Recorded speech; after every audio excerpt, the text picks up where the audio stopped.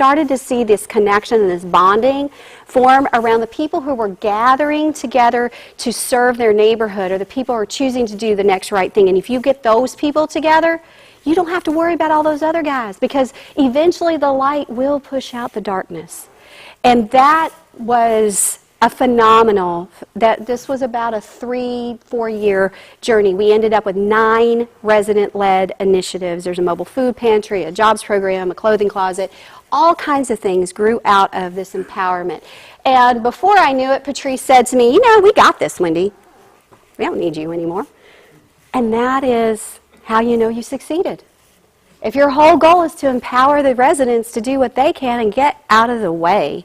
And so we got a call on the north side from a church called Northminster, and they had been watching us from afar and what was going on in Hillside, and they said, can you come teach our church how to do that? And so we shifted, moved. We were still in Hillside, but started going up to the north side. And I was walking, this is the Brooklyn Park. We are about 60% vacancy on this commercial corridor, a lot of blight.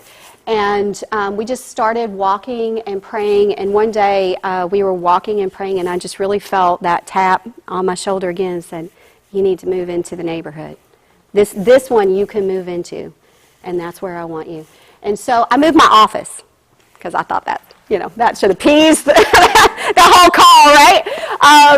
And we moved our office right here on Brooklyn Park, and I just kept getting that tug to move into the neighborhood. Chris will tell you it was a long journey, and moving teenagers in their high school years from suburbia world where they had grown up into the city, into Richmond public school system, which is like many cities not known for its strength. Was hard. It was really, really hard. But I will tell you, that little redhead, she just graduated from Richmond Public Schools. She's off at George Mason University, and she's going to change the world, and she will tell you it was the best thing that ever happened to her. She loves the city now.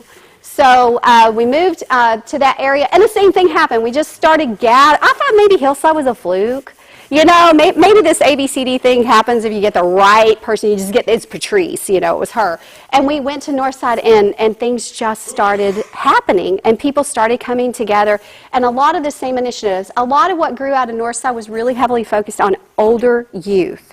There are a lot of kids on these street corners with nothing to do. And my friend Rudy, who's in the far left there with the white shirt on, he has a real heart for young people. So you're going to hear more about what grew out of that youth piece. But a lot of gathering and this is a rich spiritual neighborhood, a lot of older adults who have been praying for this neighborhood for decades, and they were really our backbone in this one.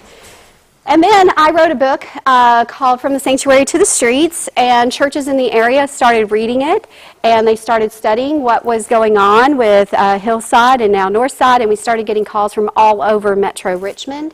And we really made a conscious decision to shift from being the practitioner on the ground to being an intermediary, to coaching and training. So what you're going to be hearing today is Mission Shift Training, which I formed to educate churches in the Metro Richmond area. And we formed Community Way, which I mentioned in the beginning, to broaden that beyond Metro Richmond, just to share kind of some of the mistakes we made. I did the warning about the bed. I've done some things and taken a wrong turn, and I just want to see other groups who want to do this avoid some of the challenges that we've run into.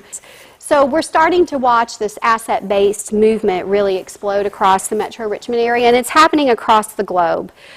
People starting to shift that lens and recognizing that we can't keep doing things the same way and expecting a different outcome.